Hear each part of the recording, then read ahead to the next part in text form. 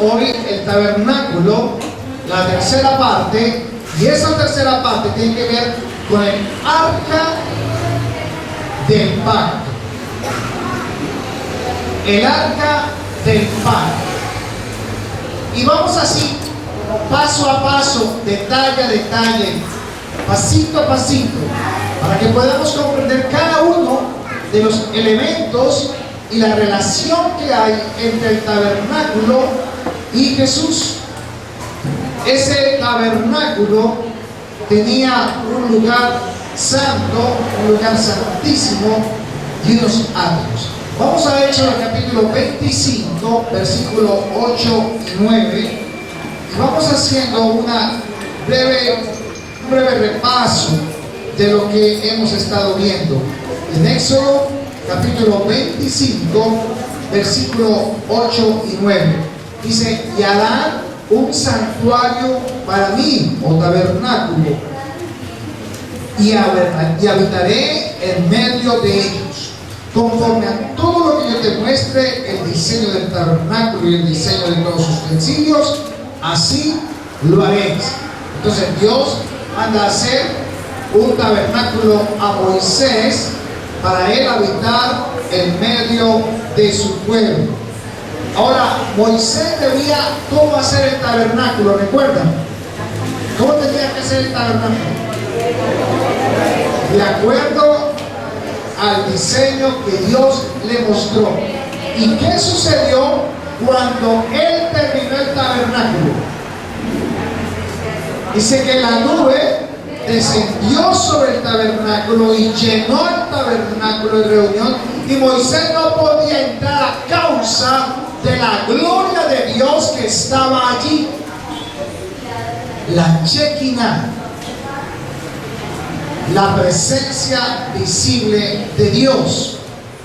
Y también en Éxodo 40 lo observábamos. Vamos a Éxodo 40, versículo 34. Dice: entonces una nube cubrió el tabernáculo de reunión, y la gloria de Jehová llenó el tabernáculo. Mira el versículo 35, cuando dice: y no podía Moisés entrar en el tabernáculo de reunión, porque la nube estaba sobre él y la gloria de Jehová lo llenaba. Y cuando la nube se alzaba del tabernáculo, los hijos de Israel se movían en todas sus jornadas. Entonces veíamos que lo que descendió cuando fue terminada el tabernáculo fue la nube, y era una nube recta, decíamos, era como un rayo, ¿cierto?, donde conectaba la tierra con el cielo. Y decíamos en la vez pasada que esa nube que representaba el Espíritu Santo, la Shekinah de Dios, pero es que el Espíritu Santo, que fue exactamente como pasó en el tiempo de Hechos capítulo 2, cuando los discípulos estaban como unánimes, unidos, en unión, en unidad, orando juntos.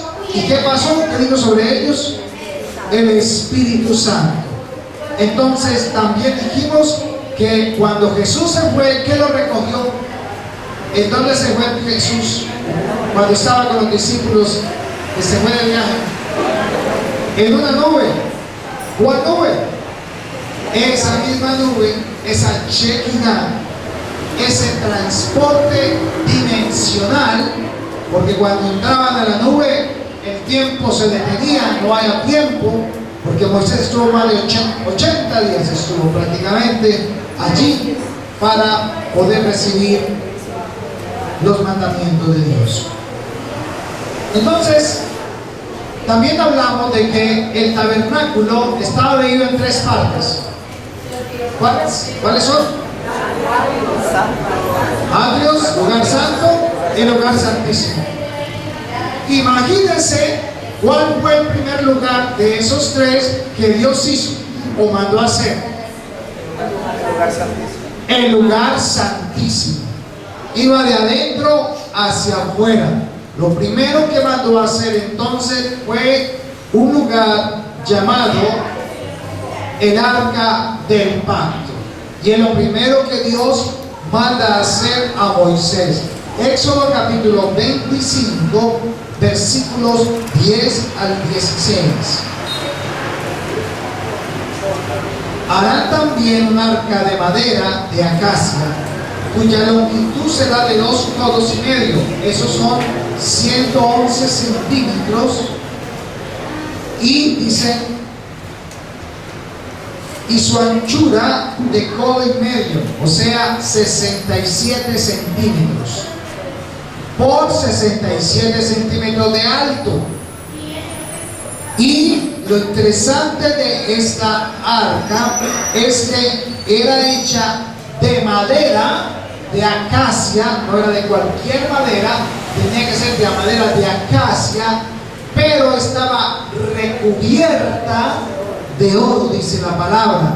Dice acá, versículo 11, y la cubrirás de oro puro por dentro y por fuera, y harás sobre ella una cornisa de oro alrededor. Fundirás para ella 4 anillos de oro que pondrás en sus 4 esquinas, 2 anillos a un lado de ella y 2 anillos al otro lado. Y harás unas varas de madera de acacia, las cuales cubrirás de oro. Y meterás las varas por los anillos a los lados del arca para llevar el arca con ellas. Las varas quedarán en los anillos del arca y no se quitarán de ellas. Y pondrás en el arca el testimonio que yo te daré.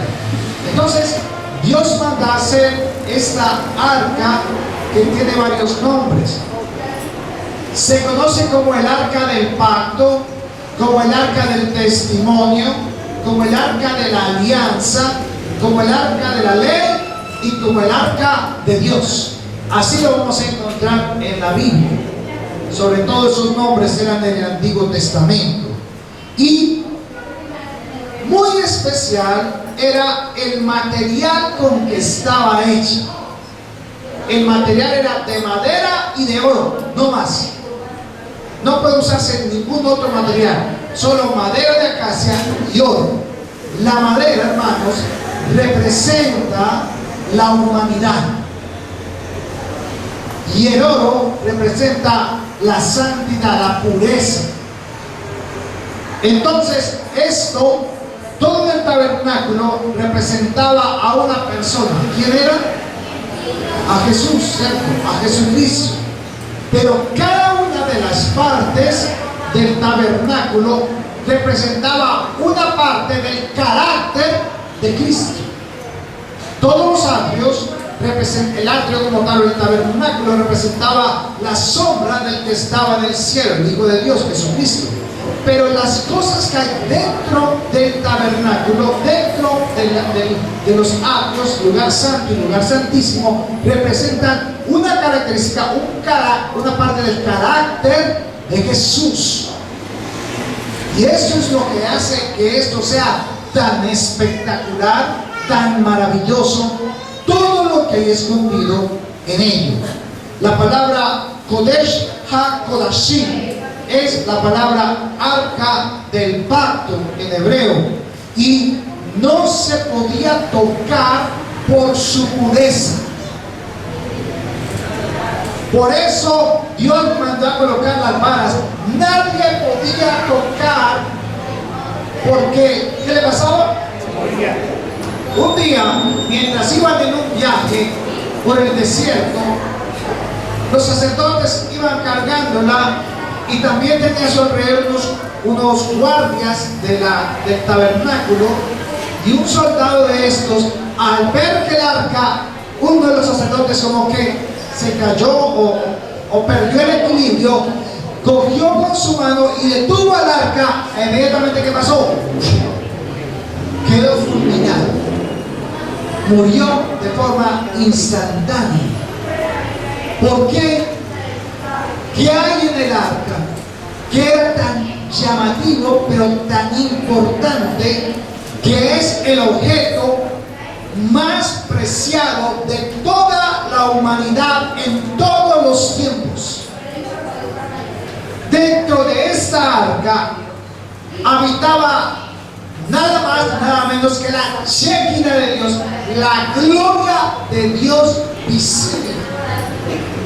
Y también estaba colocada en el lugar santísimo. Este pues era el objeto más sagrado que ha existido desde los tiempos donde el hombre ha tenido en la tierra su habitancia. Ahora, encima del arca, ¿qué vemos? Hay una tapa. Vaya a Éxodo 25:17. Y harás un propiciatorio de oro fino, o sea, harás una tapa para el arca. Pero este propiciatorio estaba hecho ¿de qué? De oro fino.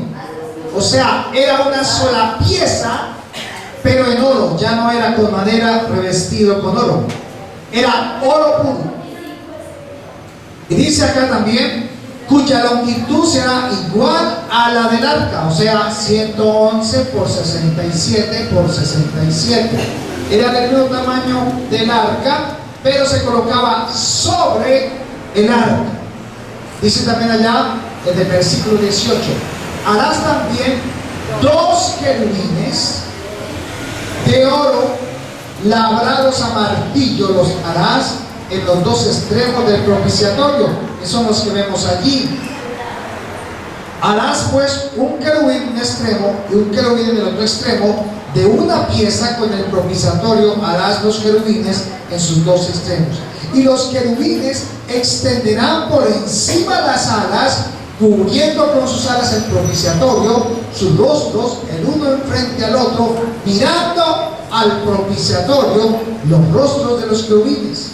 Pondrás el propiciatorio encima del arca, y en el arca pondrás el testimonio que yo te daré. Ahora mira el versículo 22. Cuando la tapa estaba puesta allí, cuando ya estuvo terminado, entonces dice el 22, y de allí, ¿de dónde? Y lo que dice ya, me declararé a ti y hablaré contigo de sobre el propiciatorio, de entre los 2 querubines que están sobre el arca del testimonio, todo lo que yo te mandare para los hijos de Israel. O sea que la nube, la gloria de Dios, se posaba sobre los querubines. Esta parte del propiciatorio también es conocida como el asiento de la misericordia. Decía la hermana ahorita, es el asiento de la misericordia. Es como si Dios descendiese y se sentase ahí sobre los querubines. Desde ahí hablaba él con Moisés, y Aarón también podía entrar a preparar el holocausto y llevar la sangre, que había que colocarla sobre ese propiciatorio. Pero vamos hoy a enfocarnos un poco en lo que había dentro del arca. En la Biblia, el número 3 es muy importante. El número 3 siempre habla de la divinidad de Dios. Y hubo un arca antes que esta. En el tiempo de Noé, ¿qué le mandó a hacer Dios a Noé? Nada. El arca de Dios para salvar a Noé. ¿Y cómo le dijo él que tenía que hacer? La harás de acuerdo a las medidas que yo te dé, con la madera que yo te diga. Pero le mandó algo. Le dijo, y la vas a calafatear por dentro y por fuera. ¿Qué es calafatear? Sellar, cubrir, tapar, ¿cierto? Estar sellada, protegida. Esta calafateada tiene que ver muchas cosas en la palabra. Entonces, ¿qué había dentro del arca de Noé? Protección, cuidado, salvación. Además, ¿quién cerró la puerta? Dios fue el que cerró la puerta. Entonces, los que entraron al arca, ¿qué tenían? Vida, salvación. Y esa arca representaba ¿a quién? A Jesús. Porque solo en Él podemos tener ¿qué? Salvación. Pero hubo otra arca. Moisés tenía como 3 meses. ¿Y qué hicieron la familia? ¿Lo metieron en dónde? En una canasta que llamaban también arquilla, que es también la palabra arca, y estaba también calafateada para que el agua no se metiera del río Nilo a la canasta. Y así lo llevaron por el río para que llegara donde la hija del faraón. Entonces, ¿cómo se llama Moisés? El nombre Moisés, ¿qué significa? Salvado de las aguas. O sea, que el arca, ¿qué le dio a él? Salvación. Y la tercera arca es esta, el arca del pacto. Entonces, esta palabra arca se utiliza 3 veces en la Biblia para esos 3 casos, donde las 3 veces ofrece ¿qué? Salvación. Ahora, un importante detalle. Lo único que había en el lugar santísimo, ¿qué era? ¿Qué era lo único que había en el lugar santísimo? El arca. Pongan mucha atención. Los atrios, ¿cierto? La parte de afuera, ¿qué la iluminaba? ¿Qué iluminaba el tabernáculo? Los atrios, ¿qué lo iluminaban? El sol. ¿No ven que le venía el sol? Daba todo lo que había ahí. El sol. Pero en el lugar santo, que estaba cubierto por 7 capas de pieles, después vamos a ver eso. En el lugar santo, ¿qué era lo que iluminaba? A ver, los eruditos. El candelabro. El candelabro, que tenía 7 lámparas, iluminaban el lugar santo. Pero ¿qué iluminaba el lugar santísimo? No había lámparas, no entraba el sol. Entonces, cuando ellos abrían la tapa del propiciatorio, de adentro brotaba una luz. Era la luz de Dios, la Shekinah de Dios, la gloria visible de Dios, y eso iluminaba todo lugar santísimo. ¿Se acuerdan cuando Moisés fue allá al tabernáculo, o también en la nube cuando estuvo en el monte Sinaí, que descendía de allá, y cuando salía la nube, ¿cómo salía? Resplandeciente, le resplandecía el rostro. Que tanto que la gente, que tenía que hacer, colocarse, le colocaban un velo a él para no mirarlo a la cara, porque no podían aguantar el resplandor que había en su rostro. Hermana o hermano, ¿a usted le resplandece el rostro? De tanto estar metido en la presencia de Dios. ¿Por qué es que dicen que los cristianos el rostro les tiene que cambiar? Es diferente. Y de verdad, si esto es solamente comenzando, que nos ven diferente, dígame cómo será uno metido 24 horas allá con el Señor, en esa presencia de Él, en esa santidad. Yo creo que, mejor dicho, tenemos que experimentar todo eso. Ahora, el velo estaba colocado entre el lugar santo y el lugar santísimo. ¿Saben qué era el velo? El velo era una tela de 10 centímetros de gruesa, por 1 metro de ancha, por 3 metros de alta. En el templo era de ese tamaño. Dice historiadores como Josefo que si colocaran 4 caballos en las 4 puntas de aquel pelo, de aquella tela, aún así no se rompería de lo grueso entretejido que era este velo. Pero lo importante que vamos a rescatar hoy de ese velo era que separaba el lugar santo del lugar santísimo. O sea que los sacerdotes no podían ver dentro del lugar santísimo, sino que estaban en el lugar santo. ¿Quién podía entonces entrar al lugar santísimo? El sumo sacerdote, una vez cada cuánto, al año, y solo para ofrecer ¿qué? Sacrificios. Pero el velo tenía algo que también estaba no dibujado, sino entretejido. Había 2 figuras ahí. ¿Cuáles eran? 2 querubines. 2 querubines que dijo Dios que colocarían allí en ese lugar, en ese que tejerían en el velo. ¿Y por qué les hablo de esto? Porque resulta que leyendo la palabra me encontré con cosas muy curiosas que hacen 2 querubines ahí,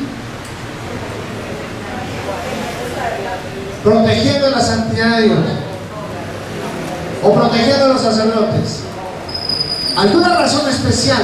No hay nada, no hay un solo pelo de cabra en el tabernáculo que no tenga un símbolo para Cristo y para Dios. ¿Cómo le parece que les hablé del 3, cierto? Y la importancia del 3, Padre, Hijo, Espíritu Santo, cuerpo, alma, espíritu. Lugar santo, lugar santísimo, atrios. Pero Dios, cuando el tiempo de Adán y Eva estaban en el huerto del Edén, entonces, ¿recuerdan Génesis 1? Cuando, versículo 9, cuando Dios dijo, y descúbrase lo seco, y a lo seco lo llamó ¿cómo? Tierra. O sea, la tierra era una bola de agua y emergió ¿qué? Un continente, un pedazo de tierra que lo llamó precisamente tierra. Pero ¿dónde habitaba Adán cuando Dios lo hizo? ¿Dónde lo colocó? ¿En el huerto o en la tierra? Entonces era un solo continente, la tierra, pero en la tierra había un lugar llamado el Edén. Y en el Edén hizo un ¿qué? Plantó ¿qué? Un huerto. ¿Cuántos lugares? 3. ¿Sí ven interesante? Está la tierra, está el Edén y está el huerto dentro del Edén que está en la tierra.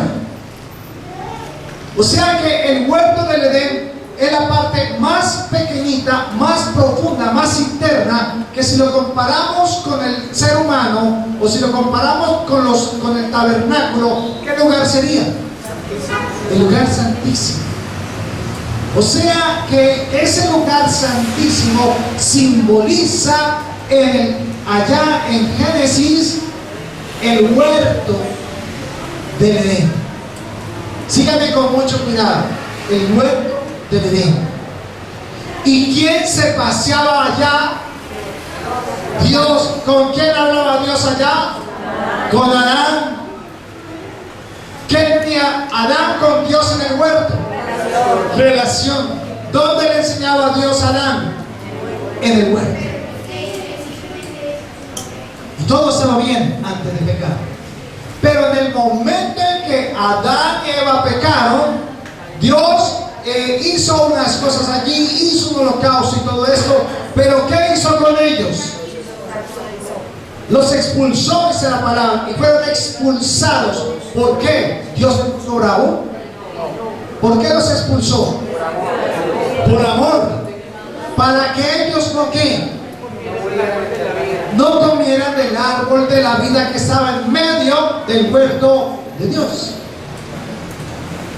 ¿Y qué colocó para que ellos no fuesen a traspasar nuevamente ese lugar?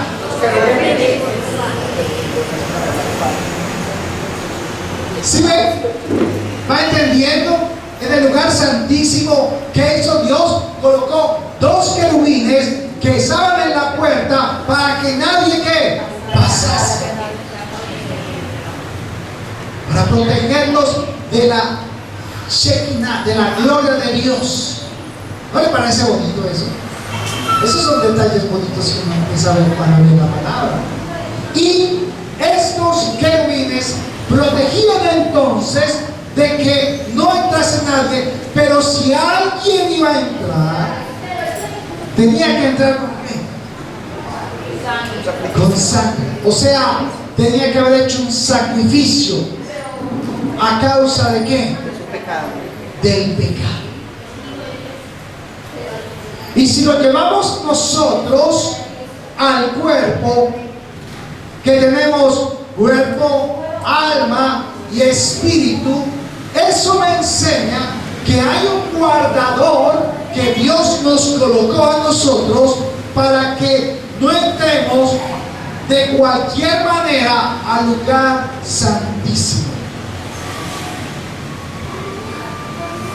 Y allí tenemos que primero santificarnos en los atrios. O sea, cuando usted ora a Dios, no puede venir a tener una relación íntima con Él. Papito, te amo, eres espectacular, bendito seas. No, primero tengo que traer un sacrificio y reconocer que en mis atrios, en el cuerpo, ¿es qué? Por eso tenemos que tomar tiempo, pasar los 3 lugares paso a paso para entender la magnitud de esto. Ahora, Hebreos capítulo 9, versículo 3 al 5, también nos habla de ese lugar. Hebreos capítulo 9, versículo 3 al 5. David, ¿observas? Hebreos 9, 3 al 5. Miren lo que dice. Tras el segundo velo estaba la parte del tabernáculo llamada el lugar santísimo, el cual tenía un incensario de oro. Este incensario, como dice allí, realmente no estaba dentro del lugar santísimo. Ya le voy a explicar por qué dice esto acá.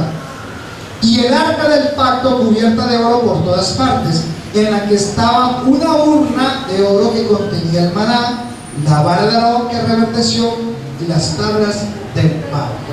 Pregunto, ¿qué había dentro del arca?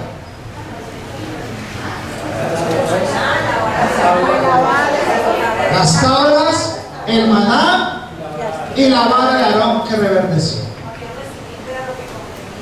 Entonces, eso es importante. Pero habla de un incensario. O sea, un lugar, un aparato, un objeto donde se hacía incienso para que oliera rico y agradable con unas especies especiales.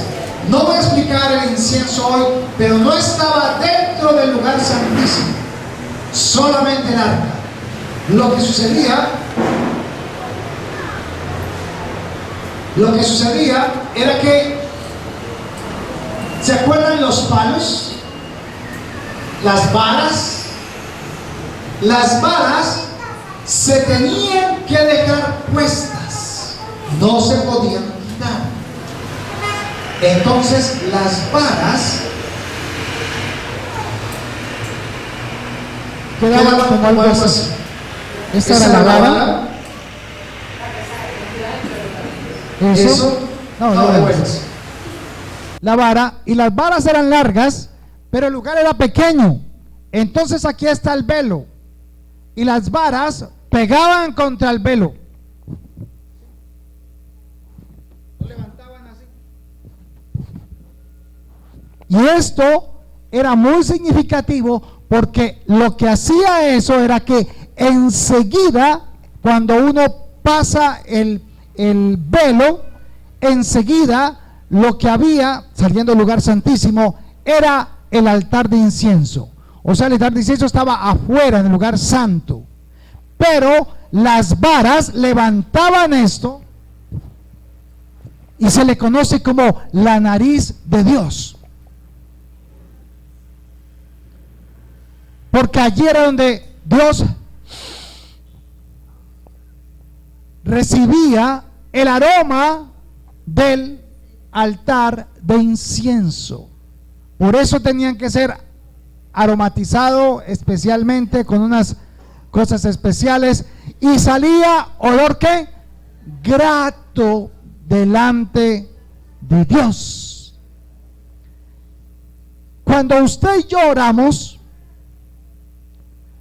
y usted entra a ese lugar o está preparándose para entrar al lugar santísimo a adorar, ¿a qué huele? Tenemos que mirar primero la condición pecaminosa, pedir perdón, reconocer el sacrificio de Jesús, el precio que pagó, y luego tenemos que revisarnos a nosotros mismos si somos olor ¿qué? Olor grato. O sea que Dios nos huele. Dios nos huele a ver a qué huelemos. Si olemos a muerto, si olemos a olor agradable, porque hasta eso es importante. Eso lo vamos a ver luego. Vamos a ver entonces las tres cosas que habían dentro de ese lugar. El primero es el maná. El maná del desierto. Para ello vamos a ir a Hebreos 9:4. Dice Hebreos 9:4, el cual tenía un incensario de oro y el arca del pacto cubierta de oro por todas partes, en la que estaba una que, como decía mi esposa, una que, urna de oro que contenía el maná, la vara de Aarón que reverdeció y las tablas del pacto. Esta era como más o menos casi idéntica la urna donde se colocaba el maná. Y esto tiene que representar algo porque está en un lugar maravilloso. El maná se recogía cada cuánto, cada semana, ¿cierto? Cada día. No era ni mensual, ni quincenal, ni semanal. Era a diario. Porque ¿qué pasaba si se guardaba para el otro día? Se llenaba de gusanos. Inmediatamente se dañaba. Y esto se conoce, este maná es la palabra que traduce ¿qué es esto? Así como se tradujo. Eso fue lo que dijo el pueblo cuando lo vio. ¿Qué es esto? Y ese maná era, dicen, parecido al culantro. Yo no sé qué es el culantro, yo estoy buscando, pero no puedo saber qué es eso. Es un cilantro, pero no un cilantro verde, sino que era como una masita, y hacían hojuelas, y hacían las arepas, hacían los taquitos que nosotros conocemos, los taquitos. Con eso era que se hacía eso, y era muy sabroso. Esto fue lo que Dios les daba. Pero hay una cosa especial en esto. Vaya a Éxodo 16:35. Éxodo 16:35. Miremos detalles de eso. Dice el 16:35.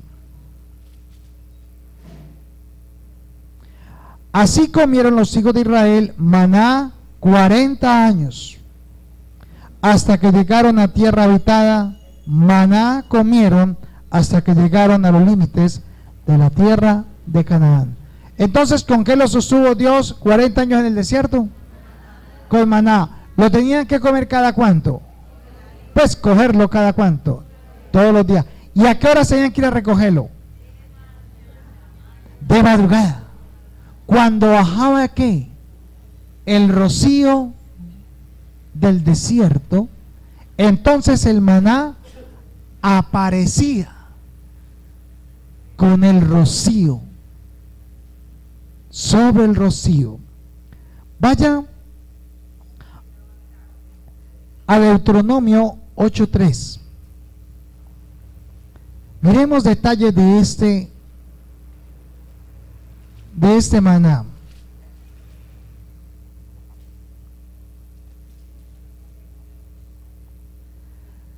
¿Por qué se recogía diariamente? ¿Qué estaba enseñando el Señor? ¿Qué dice la oración de Jesús del Padre Nuestro? Danos ¿qué? El pan nuestro del mes, de la semana, de cada día. Está hablando entonces de que yo tengo que ir diariamente donde Él, para recibir de Él ¿qué? Ese maná, ya no físico, sino que espiritual. Está hablando de una relación íntima con Dios. Esa relación, ¿cada cuánto tiene que ser? Diaria. Es una comunión diaria, porque si usted no come el pan de hoy, pues va a tener hambre todo el día espiritual. Entonces hay que ir a esa intimidad con el Señor.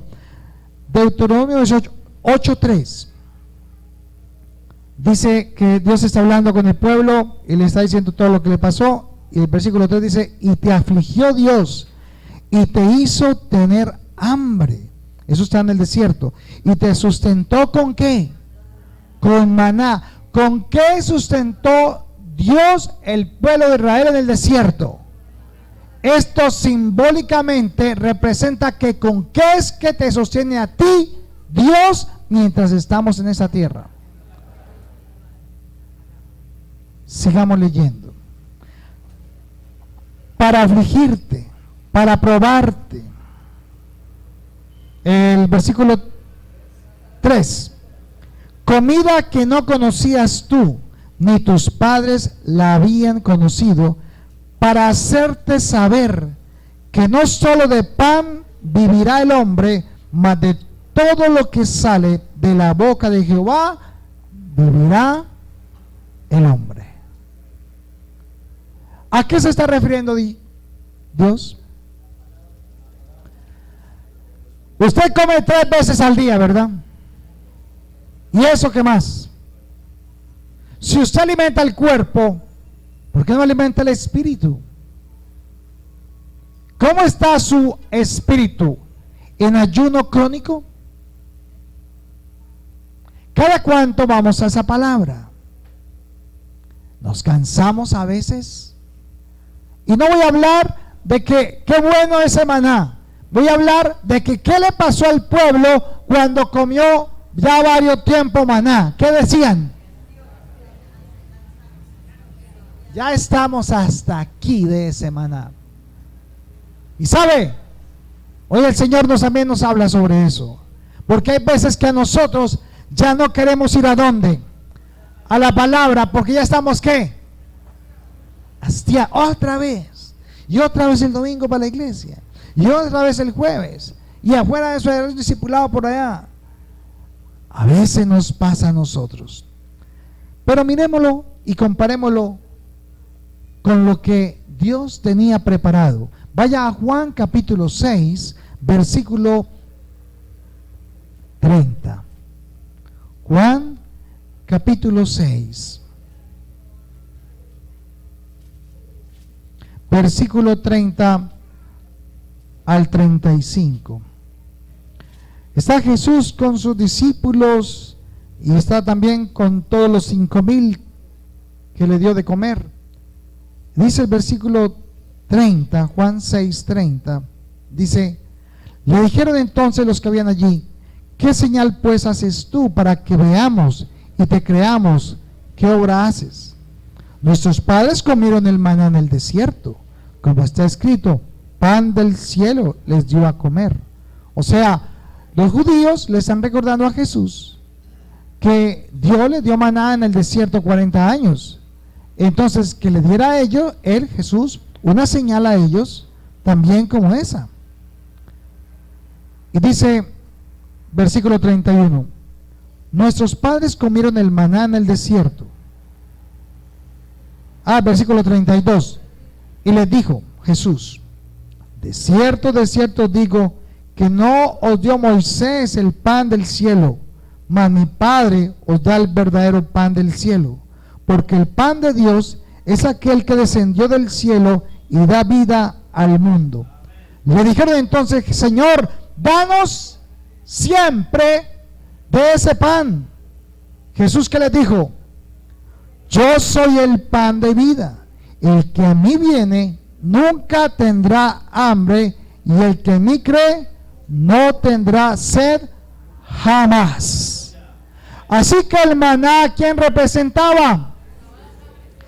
¿Qué estaba ofreciendo Jesús a ellos? ¿Qué fue lo que vino a ofrecer Jesús? Vida. ¿Y vida qué? Porque el maná dentro de la urna no se dañaba. ¿Qué había en esa urna dentro de esa arca? Vida eterna. Por eso el maná no se dañaba dentro del arca. Vida eterna. Hemos comido muchas clases de comidas, ¿verdad? Pero Dios no quiere sino que nosotros nos alimentemos de un solo tipo de comida espiritual. Hoy vemos muchas personas yendo a muchos lugares buscando comida espiritual, pero no son las personas, ni los maestros, ni los pastores, ni los que dicen ser apóstoles, los que nos van a llenar, sino que lo que nos va a llenar es ¿qué? La palabra de Dios. Es Jesús quien nos llena. Ningún hombre te va a llenar. Por eso hay que ir a comer ese pan ¿cada cuánto? Todos los días, constantemente. Entonces debemos comer este mismo maná. Escuche esto. Dios le dijo a Adán: de todos los árboles del huerto podrás comer. Y le dijo que había un árbol del que no podía comer. ¿Cuál era? El árbol del conocimiento del bien y del mal. Pero había otro árbol que él plantó en el Edén. ¿El árbol de qué? De la vida. ¿Y qué daba el árbol de la vida? ¿Cuál era el fruto? ¿Vida qué? Vida eterna. Ponga mucha atención. ¿Cuál era el fruto del árbol de la vida? Era el maná. Era el maná. De ese se alimentaban también ellos en el huerto. ¿Y sabe por qué se lo digo? Porque si usted va de Génesis a Apocalipsis capítulo 22, el último capítulo del último libro, hay un árbol. ¿Cuál es? El árbol de la vida. ¿Qué va a estar dónde? Allá en el final, donde vamos a estar con Dios en la Nueva Jerusalén. Y le dice que de ese árbol brotan unos frutos. ¿Cada cuánto? Cada mes 12 frutos da. ¿Cuál fruto será ese? El maná. Porque ¿qué produce ese árbol? Vida eterna. ¿Se da cuenta lo que dejaron de comer a Adán y Eva? Vaya a Números 11:9. Números capítulo 11, versículo 9. Y cuando descendía el rocío sobre el campamento de noche, el maná descendía sobre él. Ponga mucha atención. Antes de bajar el maná y posarse sobre algo, ¿qué venía? El rocío. ¿Sabe? 11:9 habla de algo. El rocío representa la gracia de Dios, mientras que el maná representa ¿a quién? A su Hijo. Entonces, ¿qué tuvo Dios con el hombre? Gracia. Y no le dio el castigo que merecía, sino el favor que necesitaba. ¿Y a quién envía? A su Hijo Jesús, la promesa, el Salvador. Entonces, antes de venir el Hijo a su vida, tiene que hallar gracia en usted. Y esa gracia es reconocer mi condición de ¿qué? De pecador. Y no es que usted se la esté pasando pecando en la calle a toda hora, pero el pecado puede estar ahí adentro. Puede ser orgullo, puede ser el ego, puede ser algo que no lo deja a usted recibir y ver el rocío de Dios en su vida. ¿Qué hace el rocío? ¿Qué es lo que hace el rocío? O sea, usted se levanta tempranito en la mañana y ¿qué es lo que ve sobre las plantas? ¿Qué ve sobre el pasto? Como una agüita, unas gotas de agua. Eso se llama rocío. Dios tiene que hallar en nosotros algo de Él, su rocío, su gracia, para que su amor, que es su Hijo, venga a nuestras vidas. Vamos con la segunda, y es la vara de Aarón. La vara de Aarón en el capítulo de Éxodo, capítulo 8, versículo 5. Éxodo 8:5. Voy a hacerlo más rapidito para que me rinda. 8:5 dice: y Jehová dijo a Moisés: di a Aarón, extiende tu mano con tu vara sobre los ríos, arroyos, estanques, para que haga subir ranas sobre la tierra de Egipto. Entonces Aarón extendió su mano sobre las aguas de Egipto, y subieron ranas que cubrieron la tierra de Egipto. Y los hechiceros hicieron lo mismo con sus encantamientos, e hicieron venir ranas sobre la tierra de Egipto.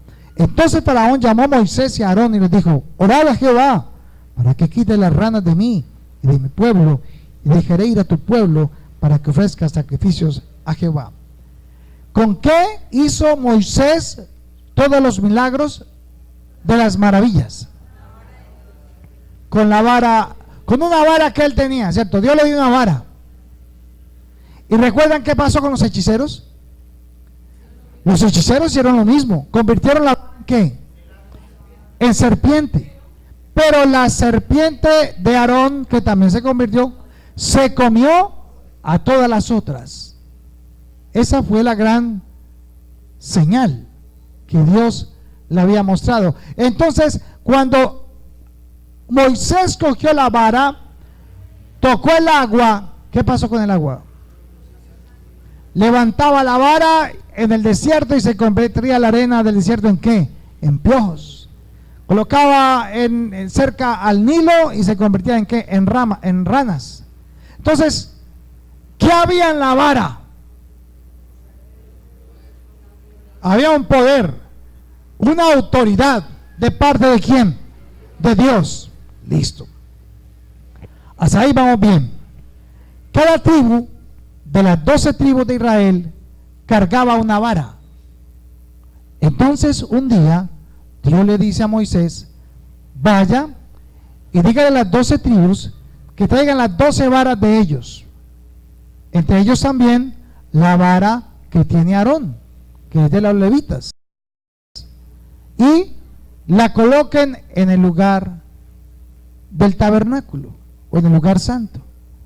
Y al otro día le dijo Dios: Y cuando vayan al otro día y observen las varas, mirarán la vara que ha reverdecido.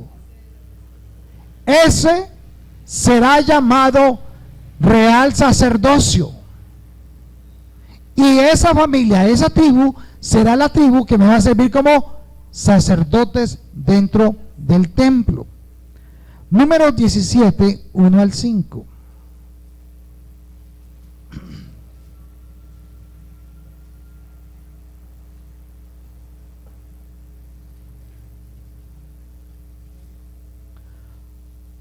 Versículo 2. Habla a los hijos de Israel y toma de ellos una vara por cada casa de los padres de todos los príncipes de ellos, 12 varas conforme las casas de sus padres, y escribirás el nombre de cada uno sobre la vara.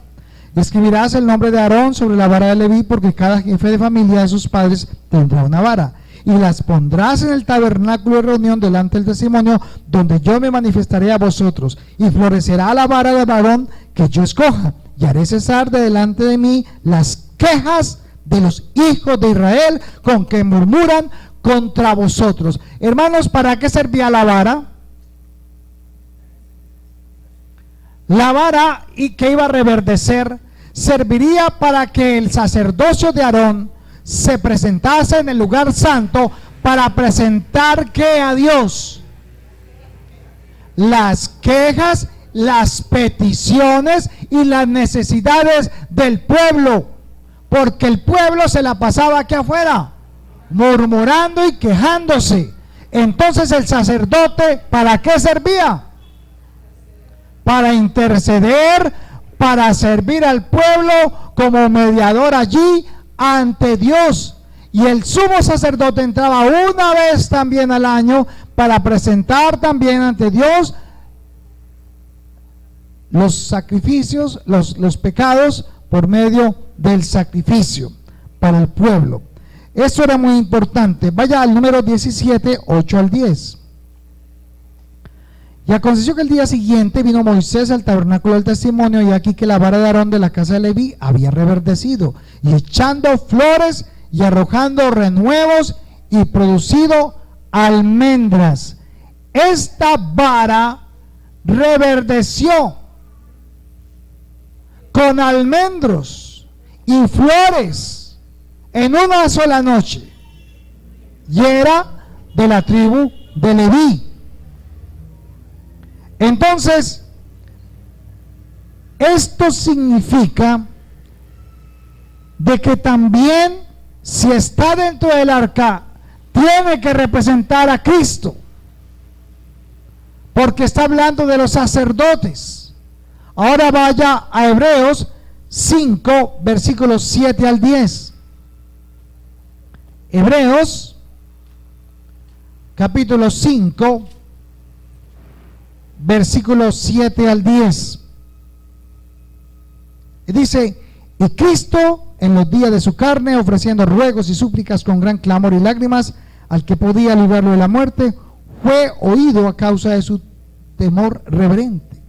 Y aunque era hijo, por lo que padeció, aprendió la obediencia. Y habiendo sido perfeccionado, vino a ser autor de eterna salvación para todos los que le obedecen. Y fue declarado por Dios que sumo sacerdote según el orden de Melquisedec. ¿Qué significa esto? Vaya al capítulo 6, versículo 20, 6:20, ahí mismo de Hebreos, 6:20, donde Jesús entró por nosotros como precursor, hecho sumo sacerdote para siempre, según el orden de Melquisedec. O sea, que ¿qué representaba la vara de Aarón? El sacerdocio ¿de quién? De Cristo. Él iba a ser el sumo sacerdote por nosotros ante Dios.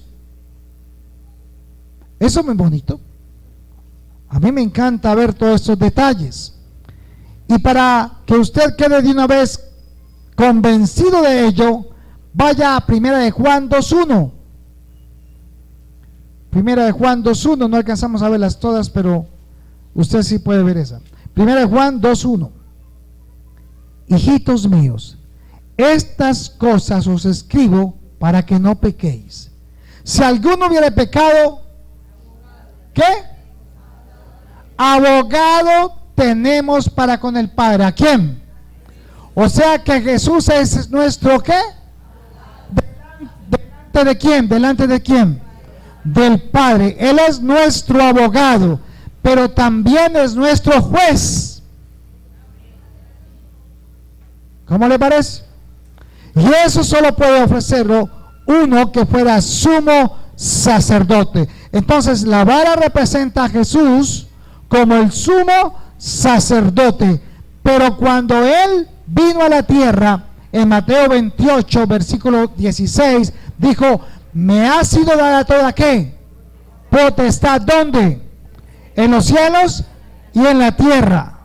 Por tanto, id. O sea, Él delegó la autoridad como sumo sacerdote, delegó una autoridad sobre los sacerdotes, o sea, sobre la iglesia. Lea lo que dice Pedro, primera de Pedro 2:9, devuélvase ahí 2 hojitas. Primera de Pedro 2:9, ¿qué dice? Mas vosotros, está diciendo Pedro, ¿quiénes? ¿Quiénes? Nosotros, la iglesia. Mas vosotros sois ¿qué? Linaje escogido, real ¿qué? Sacerdocio, nación santa, pueblo que adquirido por Dios, para que anunciéis las virtudes de aquel que os llamó de las tinieblas a su luz admirable. Hoy tenemos vida eterna, amén. Hoy tenemos sacerdocio de parte de Dios, autoridad. 2 cosas que Él mismo ha delegado en la iglesia y que hacían parte de aquel lugar. Y la última es las tablas de la ley. ¿Qué representan las tablas de la ley? Ustedes saben como yo que las tablas de la ley representaban algo. ¿La ley para qué sirve? Para mirar la condición nuestra. ¿Quién la cumplió de ustedes? ¿Quién podía cumplirla? Jesús. Entonces, estas tablas de la ley en Éxodo 24:12 dice que Él las entrega a Moisés porque las escribió con su propio dedo. El dedo de Dios escribió las tablas. Pero lo interesante de esto es que las tablas de la ley representan también todo lo que Jesús es, lo que Él cumple. ¿Quién podía cumplir la ley? Solo Jesús. Por eso, Mateo 5:17 dice de la siguiente manera. Mateo capítulo 5, versículos 17 y 18. Dice, no penséis que he venido para abrogar la ley. ¿Abrogar es qué? Quitar. O los profetas. No he venido para quitarla, sino para cumplirla. Porque de cierto digo que hasta que pasen el cielo y la tierra, ni una jota, ni una tilde pasará la ley hasta que todo esto se haya cumplido. ¿En quién se tenía que cumplir? ¿Cuáles fueron las últimas palabras de Jesús en la cruz? Consumado es. Todo lo he cumplido. Toda la ley la he cumplido. Entonces, esta ley representa algo. Representa en Jesús algo. Salmos 119, versículo 142. Salmos 119, versículo 142. Dice así: tu justicia es justicia ¿qué? Eterna, y tu ley es la verdad. ¿Qué es la ley? La verdad de Dios. ¿Quién representaba la ley allí? Cristo Jesús. ¿Y por qué les hablé de estas 3 cosas? Vaya a Juan capítulo 14. Miren lo bonito de esto. Juan capítulo 14, un versículo muy conocido por usted. Juan 14, versículo 6. Se levanta Jesús y les dice: no se turbe vuestro corazón. Creed en Dios, también creed en mí. Y el versículo 6 dice: yo soy el camino, la verdad y la vida. O sea que la verdad representaba las tablas de la ley. La vida representaba el maná. Y la vara de Aarón representa el camino. Por eso Jesús decía, yo soy el camino, la verdad y la vida. Y nadie puede ir al Padre sino a través de mí. Esto era lo que Jesús explicaba en Juan 6. Hoy lo leemos, pero no entendemos por qué lo decía. Entonces vemos que el Antiguo Testamento no puede estar separado del Nuevo Testamento. Yo necesito la historia y entender esto para entender las palabras que Jesús decía cada día. Pero le voy a decir algo que me pasé aquí antes de que mi hermanita pase el pan. Cuando Jesús cogió Moisés cogió las tablas de la ley y Dios se las entregó, él salió de la nube y se fue hacia el pueblo y bajó la montaña.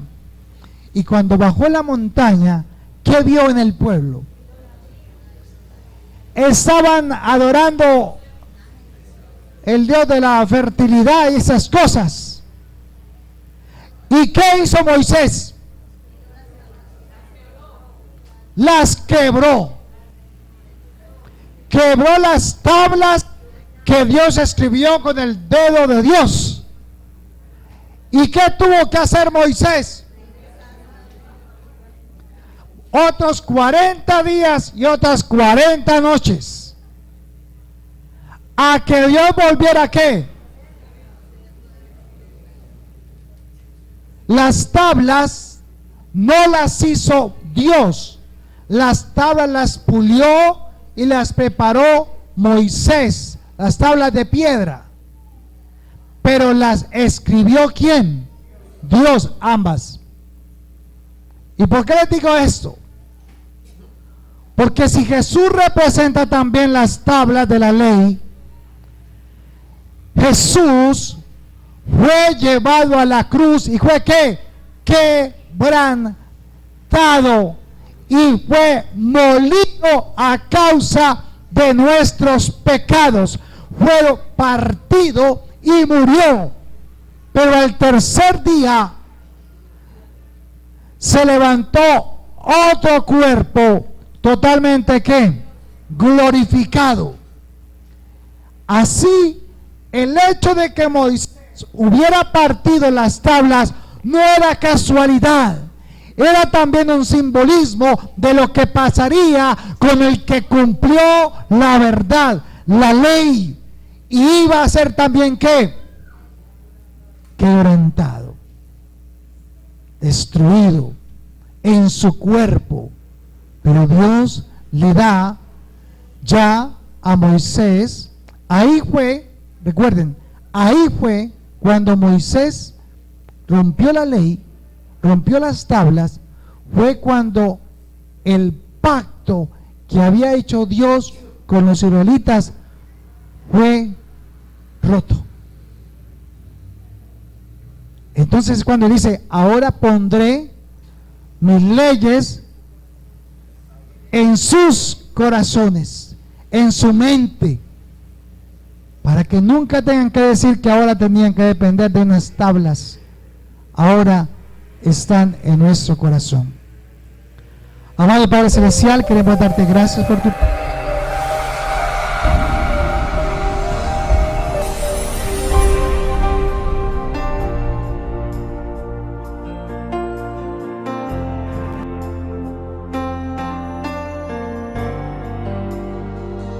Aquí está.